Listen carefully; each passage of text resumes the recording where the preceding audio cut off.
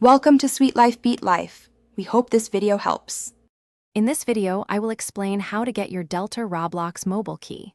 First, ensure you have the official Delta application installed on your mobile device. This key is essential for unlocking advanced features and enhancing your Roblox experience.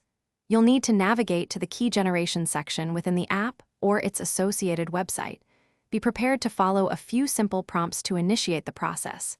We'll guide you through each step, making it straightforward and easy to understand.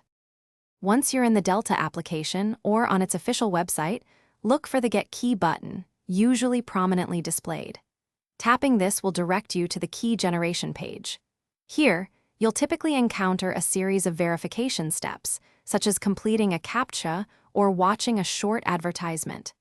These steps are crucial for proving you are a human user and not an automated bot. Follow the on-screen instructions carefully to successfully complete this part of the process. Sometimes, you might encounter issues like an invalid key or key expired message. Don't worry, this is often normal. Delta keys usually have a limited lifespan, typically around 24 hours, after which they expire for security reasons. If your key isn't working, simply return to the key generation section and repeat the process to obtain a fresh one.